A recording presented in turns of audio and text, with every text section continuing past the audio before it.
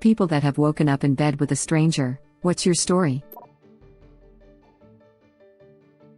Not really woke up with a stranger.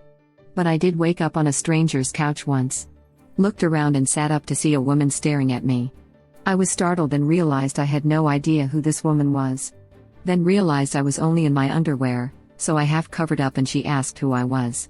I said my name and asked where Jill was, the girl I thought I went to see. She looked confused for a second before bursting out laughing. Turns out Jill's neighbor didn't lock her door and I was obviously very drunk. I ended up making a sandwich and drinking half a carton of orange juice before hitting the couch. Thank God she was so nice. Skylar, if you're reading this, thank you for not calling the cops. Ha ha. The cops were the least of your problems. She could have called Walt. Op clearly isn't the one who knocks. This reminds me of the dude who showed up on the couch of my apartment in college and stayed for weeks. I had 3 roommates who I wasn't really close with and I basically only slept at this place, so I assumed the guy was a friend of one of the other 3. I'd stop in to eat or grab stuff and there he'd be, in his underwear, often playing video games, that belonged to my roommates, on the couch.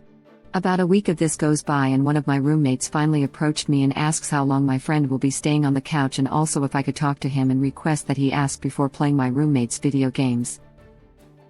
I respond, I don't know the guy. I thought he was your or Justin's friend. Nope. We go to the 4th roommate and ask him and he didn't know him either. So we all have a little conference to decide how to approach it. Being that I didn't spend much time there, I said I didn't care how they handled it but because I thought the whole situation was hilarious, and I respected the guy in a weird way. If it were totally up to me, I wouldn't say anything at all, just to see how it would end without our intervention. Would he stay? For how long? Would he slowly try to gain power? Anyway, so I leave it up to them and go about my way. Couple days go by and clearly no one has spoken to him because he's still there. Finally, a beautiful thing happened. I came home to find him playing video games with 2 of the roommates. They were interacting like old pals. This went on for about another week or 2, the couch drifter getting on swimmingly with my other roommates, then one day he was just gone. No goodbyes, no drama. Just gone. I think about that guy a lot. The balls to just walk into an occupied apartment and take over the couch and TV. Must have slept on our couch for a good month or 2. Not me but a neighbor was a member of a fraternity and they all went downtown and got completely wasted. He doesn't remember how he got separated from his buddies but woke up in a very soft bed not knowing where he was. He saw a large fluffy flowered bathrobe on the back of the door and put it on. He heard some voices and walked towards them. He walked into the dining room and there was an all-black family smiling in relief at him. My neighbor was a southern white guy. They were all eating breakfast and the father pulled out a chair right beside him and made him a heaping plate of scrambled eggs, grits, toast, and bacon. My neighbor had left the bar in a drunken state and had come upon their car and passed out in their backseat. Thankfully, all ended up okay. He kept in touch with that family for a long time afterwards. This was so wholesome, it's making me smile. Just imaging all those giant grins when your neighbor hobbled up to the kitchen table. Thank you for sharing. And they moved him into the bed. What a bunch of brothers. And apparently undressed him as well. I was taking a train from Munich to Venice. It was one of those trains that the little rooms have chairs that pull out into beds. An older Italian gentleman came in the room and as the train took off, he made the sleep hand gesture. So I crashed out with this old dude. I woke up to him tapping me letting me know we will be in Venice after the next stop. Me scusi, me scusi. That was my thought as well, lol. Next stop Bratislava. No one from Berlin will find me here in Bratislava. Scotty doesn't know. Scotty doesn't know. I have not seen that movie in like a decade and a half yet. As soon as I read that, the movie and the scene immediately clicked. That's nice of him. Were you able to get to Venice? Super nice. He gave me a card with a number to call for a place to stay if I couldn't find my friends in Venice. Side note, as soon as I got to the train station in Munich, 2 Germans walked up to me and said, "You look lost, where are you going?" They helped me buy my ticket and walked me to my train even. People are nice, man. A German dude in a business suit convinced my wife and I to cut the entire security line in the Dusseldorf airport because we were about to miss our flight. We're thick and had just sprinted through a pretty big airport. The entire line of probably 40 other people were just fine with it. The security officer asked us why we had cut the line, to which I replied we are about to miss our flight. He replied with a smile and ushered us through the checkpoint.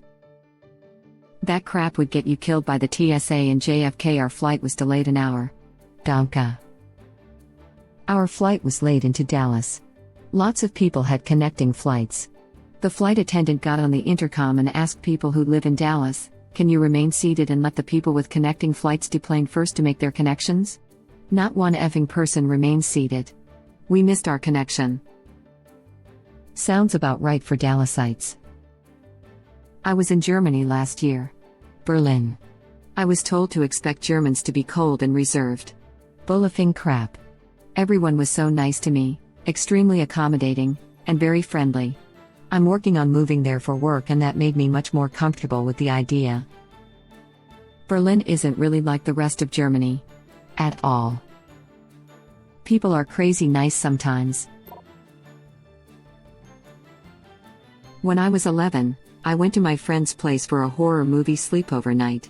I woke up with a 4-year-old boy who turned out to be her little brother, clinging to all my blankets in fear. He had eavesdropped on our sleepover after pretending to go to bed early, and was now convinced a killer doll would murder him in his sleep. Their mom made us all hot chocolate and then he slept in her bed all night. This one is actually quite wholesome. Thank God, some of these other ones are pretty effed. Wholesome light shining in a sea of NSFW. Got really drunk in Vegas. Some girl with her friends insisted on going up to my room. I kept telling her she didn't have to, but she kept saying let's go, let's go. We kissed twice, then she immediately passed out in my bed, so I did the same, with all of our clothes on. I woke up a few hours later, still in a half-drunk state having completely forgotten about her. Looked over and my brain was like WTF? Where am I? I quickly remembered and went back to sleep.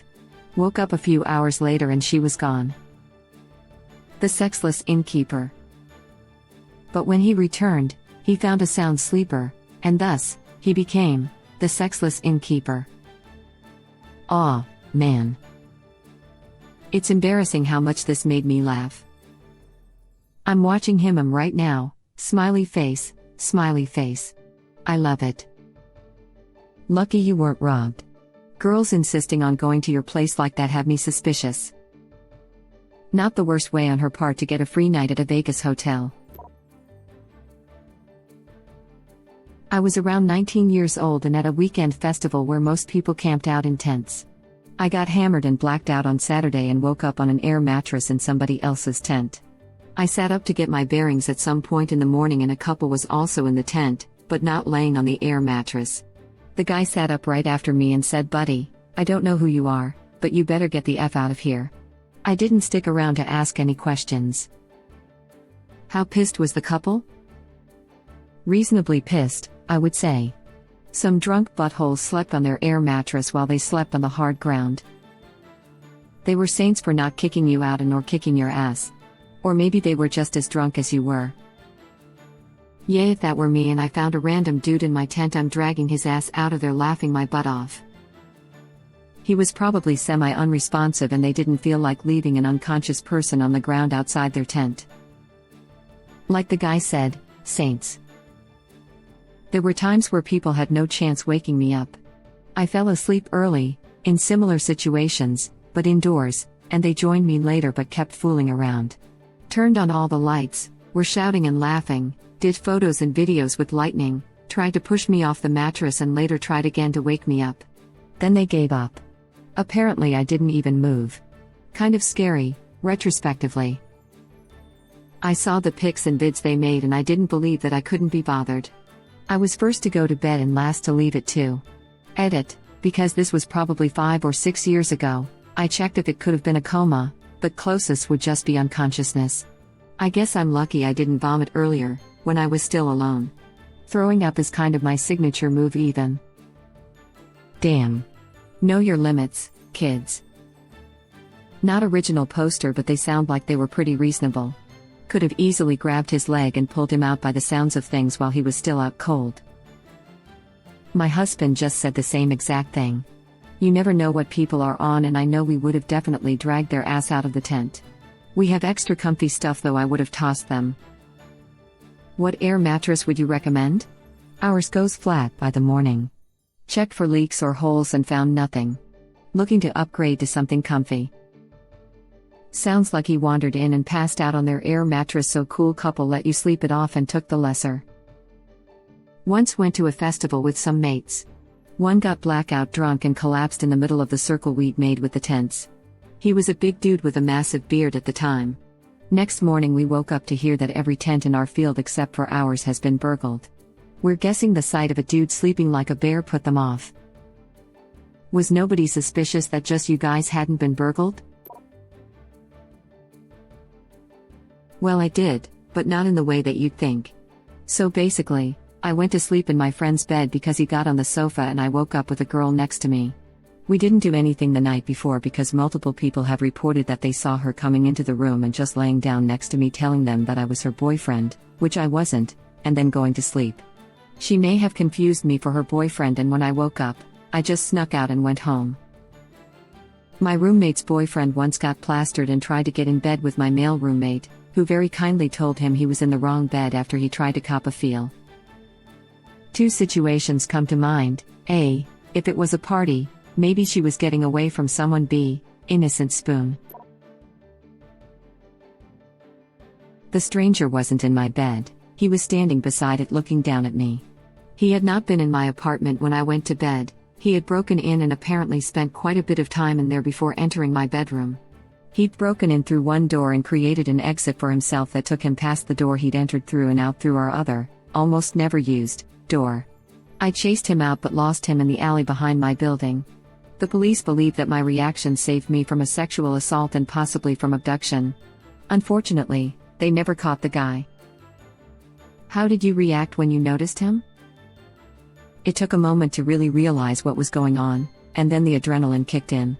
I jumped up and lunged for him, fully intending to beat the crap out of him if I got hold of him, but he was faster, and had shoes on, which was a definite advantage once I got outside.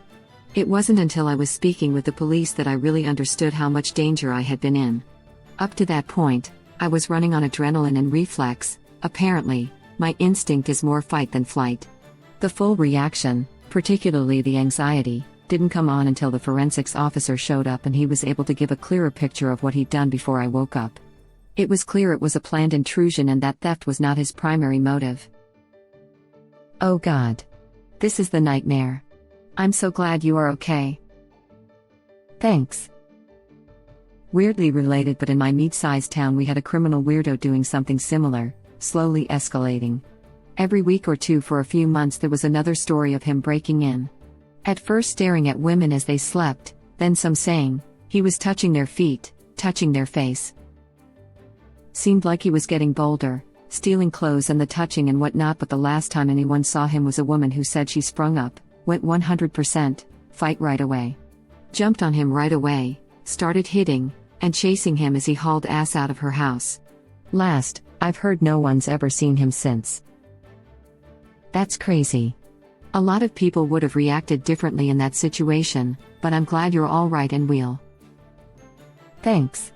Until it happened, I would have thought I'd react differently too. But you don't really know what you're going to do until it happens. Hopefully most people never need to find out how they'd react. Are you okay? That sounds horrible. I wouldn't be able to sleep in that house again, I think. I am okay, although I do still have lingering anxiety. I moved out of that place not long after. I never really felt safe there again. I'm so glad you're okay. I woke up to someone trying to climb through the window onto my bed and I screamed and ran. When the police officers got there, they discovered he'd moved furniture around outside to be able to climb up and in. That's the last time I fell asleep with windows open in that house. It's effing scary, having your home violated like that. I hope you're okay. Damn, that's scary. What the F? What is wrong with some dudes? Creepy vaginas. While still living at my parents' house, woke up after a club night. It was still a bit dark, but I saw someone next to me in my bed. Spent 15 minutes trying to figure who this was before I decided to take a look. Turns out it were my extra blankets I used to fill up the space between bed and wall. Decided I needed a lot more sleep before going out of bed. Reminds me of one time I woke up after a night of heavy drinking. I woke up and lazily opened my eyes and gave myself time to regain focus. I started panicking after 10 seconds when all I was still seeing was all white. I thought I was blind and lost all vision.